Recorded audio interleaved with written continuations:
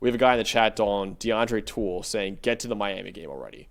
This is a huge game. Everyone wants to know, I'm sure, this Miami preview right now because this is a huge, huge game. Saturday night, number 3 Miami at number 18 Florida State right now. It's one of the biggest games of the year, maybe the biggest game of the year in the ACC.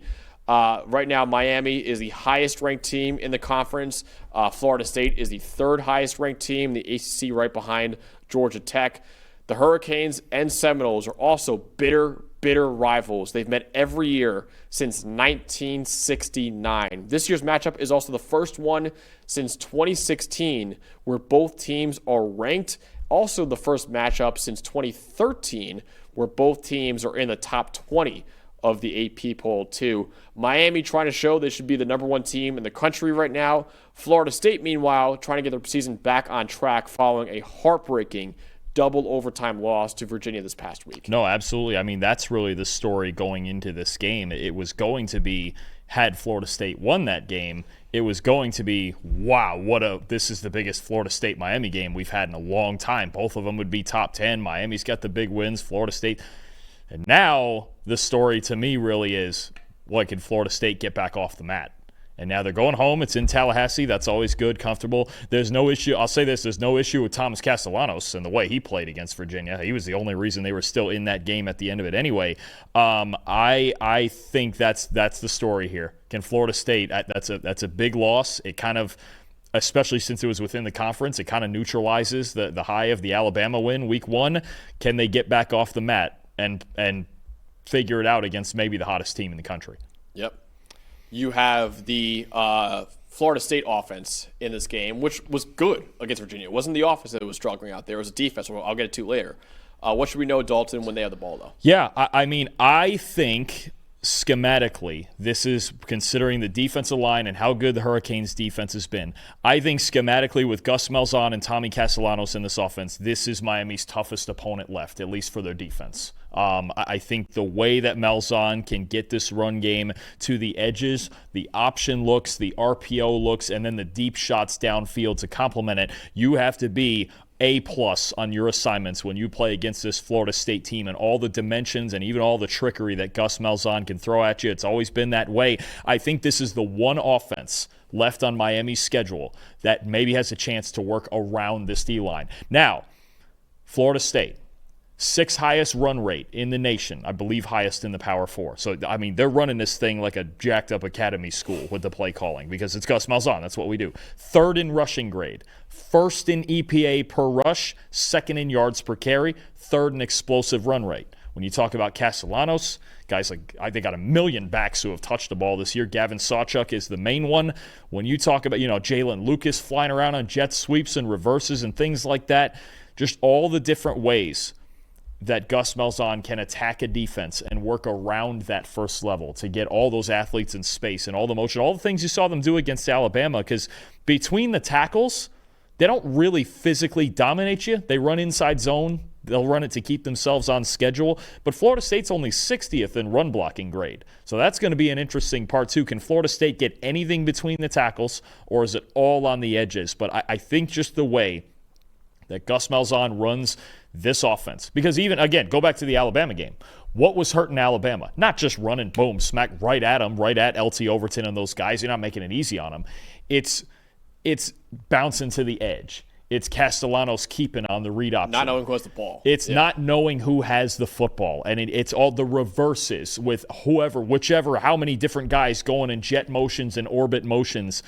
I think this is the one offense left. Just the way Gus Malzahn runs it. And you have the quarter. And also, it's going to be a big factor with Castellanos' legs of, well, you better keep him in the pocket. He breaks outside the hash marks. You have a real problem, right?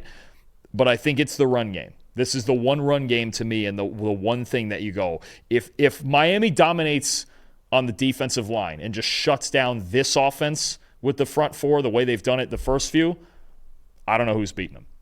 I don't, because this is like, it's almost that, I don't want to say, it's almost that novelty, super cracked out college rushing offense that would be the answer, because you can't block these guys. And I would guarantee you Florida State's offensive line is going to come out with a similarly low grade as the first few Miami. I mean, look at what they did to Notre Dame and USF, who'd been playing well, and Florida with their elite offensive line, and they were a disaster. Finished the game with like a 12 pass blocking grade. Florida State's run game, as usual, is going to be the key. They fell, I think, still a big stat from the Virginia game last week. They didn't have a single offensive snap in that game with a lead. This team is meant to play out front. If I'm Florida State, I almost consider, if I win the coin toss, taking the ball first. Yeah. You need a lead. You have to. If they fall behind on this Miami D line, they have a real problem. Yeah, Florida State right now is 60th in run blocking grade, and Miami's second best run defense grade behind Texas Tech right now in the country. The Miami defensive line, I would argue, is the best defensive line in the country. I'm also campaigning for Ruben Bain Jr. to get more Heisman love right now. I wrote an article a couple weeks ago why he should be the Heisman favorite right now. He's the best player in college football, in my opinion. That Miami defensive line is loaded, but also, like Dalton mentioned, that Florida State run game is very, very dangerous the way it's designed out there. I'm looking at really the trenches too. Can Florida State get any pressure on Carson Beck? It was the exact matchup that actually Drake Holiday shouted out in the chat. So Ballin or Drake Holiday, of course, shouting out that matchup. The biggest reason why Miami is one of the top contenders right now to win the national title is their dominance in the trenches on both sides of the ball. The defensive line, like Dalton mentioned, is absolutely elite. The offensive line is also absolutely elite right now. The Hurricanes are 10th in pass blocking grade this year, 79.4 offensive line grade. That's 9th in the country, and they have the 8th best run blocking grade in the country too. And quarterback Carson Beck has done a really good job of taking advantage of those clean pockets. He has a 76.5% completion rate from a clean pocket. That is 26th among all quarterbacks in college football. Florida State, meanwhile, only 93rd in pass rushing grade this year at 66.6. And it's not like Florida State has an elite secondary to make up for their lack of a pass rush right now. They're 83rd in coverage grade at 72.9.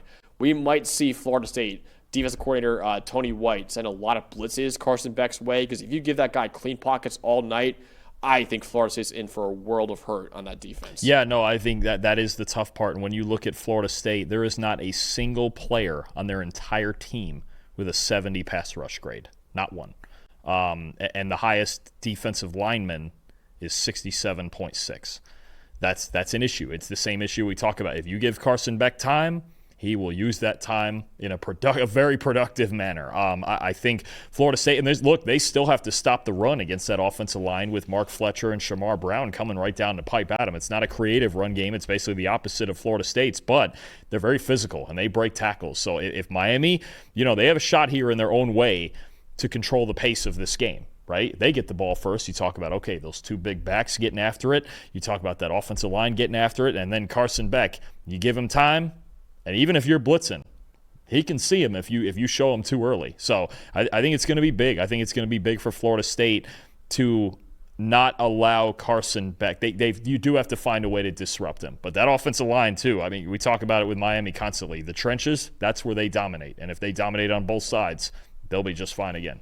So what is the biggest Miami-Florida State game in over a decade? Who will win between the Hurricanes and the Seminoles? I still think you do have the rivalry factor of these two teams, because this is just how it goes. Unless it's like last year where one is so much better than the other, with Florida State winning 2 games last year. This game is always weird. As long as they're reasonably close within each other. I still think despite the Virginia loss, Florida State is pretty darn good. I think schematically, Gus Malzahn can cause this Miami defense some issues in the run game and getting out in space. Miami's going to really have to play good assignment football in this game. But I like Miami. When you can dominate in the offensive and defensive line in the trenches like they do, and you have that quarterback in Carson Beck. If there's one guy on that Miami team that is not going to be bothered by the big, loud environment in Tallahassee, it's Carson Beck. He used to play in them every week in the SEC. I'm not worried about Carson Beck's composure. That's why he's the senior leader on this team, despite just getting there this year. I'm going to play it close. I think it will be close because it's going to be one of those Miami-Florida State games. But give me the Hurricanes 27-24. Wow. Okay. I think Castellanos especially – He still made plays to try to bail them out of the Virginia. He had a great game. He will still make some plays in this game. He's been fantastic. And Miami, also just to throw this out there, the difference in approach from, okay, The first few games, DJ Lagway, Byron Brown can run a little bit, but the first few games, Miami could just get after it up front. You got to be a little more disciplined with the pass rush against Kessel. Make him step up instead of out. That's going to work to your advantage. Yeah, definitely. And then the run defense, too. There's so many more gaps to take control of on run defense than they've faced early on in the season, too. So I got Miami as well, a little bit bigger. I have 31-24. I have Miami covering the spread against Florida State. I just look at, yes, the Florida State run game is a very unique matchup for Miami's defensive line, but I still think Miami will win in the trenches on both sides of the ball and come up with a road win. This Miami trenches, man, it's the story of the year right now, I think, in college football, is how dominant they are on the offensive line and defensive line. And like you mentioned, Carson Beck within a clean pocket is really good. Florida State's pass rush has been not great this year, so I think Miami will win 31-24, which should be a heck of a ball game, maybe the biggest game of Week 6 that we have in college football.